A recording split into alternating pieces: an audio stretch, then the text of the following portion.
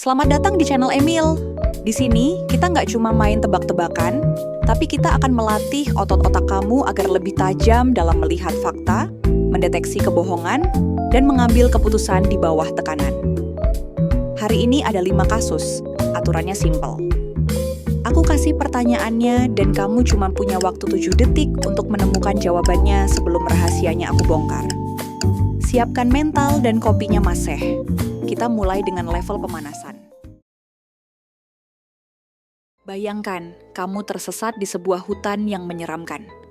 Kemudian kamu melihat sebuah kastel tua yang mencurigakan, kamu pun masuk ke dalam kastel tersebut. Tapi, tanpa sengaja kamu malah membakar kastil tersebut. Kamu pun terjebak. Untuk keluar, kamu hanya punya 3 jalan melalui 3 pintu yang berbeda. Namun, di balik setiap pintu ada ancaman yang mematikan. Pintu pertama, di baliknya terdapat api yang berkobar sangat besar dan melahap seluruh lorong. Tidak ada alat pemadam di sekitarmu. Pintu kedua, di baliknya terdapat seekor naga raksasa yang tidak pernah makan selama 1 tahun penuh. Naga itu sangat lapar dan akan menyerang siapapun yang masuk. Pintu ketiga, di baliknya terdapat sekumpulan pembunuh bayaran bersenjata lengkap yang diperintahkan untuk menembak siapapun yang terlihat keluar dari pintu itu. Pintu mana yang akan kamu pilih untuk selamat? Waktu kamu 7 detik dari sekarang.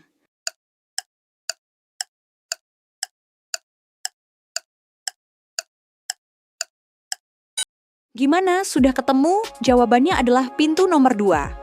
Makhluk hidup apapun, termasuk naga raksasa, kalau nggak makan selama 1 tahun pasti sudah jadi tulang belulang. Jadi, pintu itu 100% aman untuk kamu lewati. Jangan bilang kamu tadi sempat mikir mau lawan pembunuh bayaran ya. Level pemanasan lewat, sekarang kita masuk ke TKP. Seorang miliarder ditemukan meninggal di ruang kerjanya pada hari Minggu sore. Polisi datang dan menginterogasi 4 orang yang ada di rumah tersebut saat kejadian. Berikut adalah kesaksian mereka. Si istri, saya sedang tidur di kamar karena sedang sakit kepala sejak pagi. Si koki, saya sedang menyiapkan makan malam di dapur untuk nanti malam. Si tukang kebun, saya sedang menyirami tanaman di taman belakang karena hari ini sangat panas. Si tukang pos, saya sedang mengantarkan surat penting dan melihat rumah dalam keadaan sepi dari depan. Setelah mendengar pernyataan tersebut, polisi langsung menahan salah satu orang karena ketahuan berbohong. Siapakah dia? Waktumu mulai.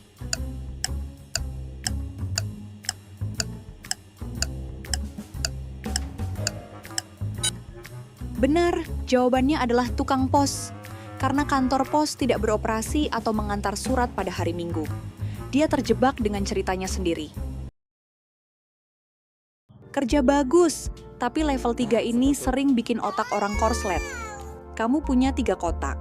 1 berisi apel, 1 jeruk, dan 1 campuran. Masalahnya, semua label di kotak itu salah total. Tidak ada satu pun yang benar.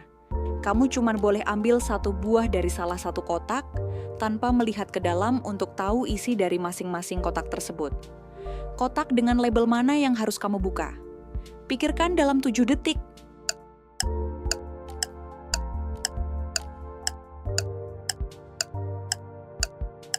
Bagus sekali, buka kotak berlabel campuran.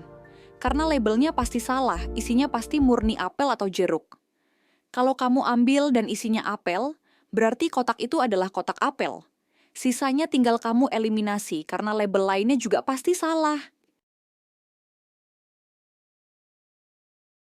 Masih bertahan? Kamu hebat. Sekarang tes kejujuran. Andi, Budi, dan Chandra ditangkap karena mencuri jam tangan mewah.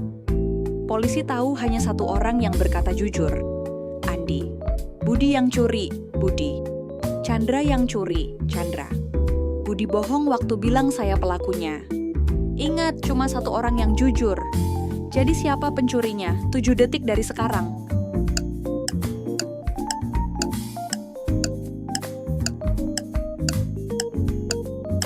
Pencurinya adalah Andi. Mari kita bedah. Jika Andi pencurinya, maka tuduhan Andi ke Budi adalah bohong. Tuduhan Budi ke Chandra juga bohong. Berarti pernyataan Chandra yang bilang Budi bohong adalah satu-satunya pernyataan yang jujur. Pas kan? Ini dia babak final. Kalau kamu benar di sini, Iki kamu benar-benar di atas rata-rata. Kamu punya 9 koin emas. 1 di antaranya palsu dan lebih ringan. Kamu punya timbangan 2 lengan. Tapi kamu cuma boleh nimbang 2 kali saja. Bagaimana strategi kamu supaya ketemu koin palsunya dalam 2 kali timbang? 7 detik terakhir. Buktikan bahwa kamu jenius.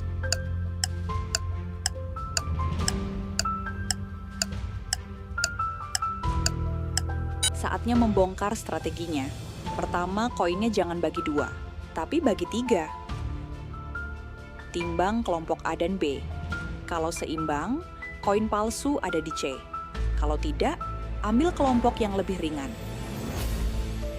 Dari 3 koin yang tersisa, ambil 2 dan timbang. Kalau seimbang, koin ketiga yang palsu.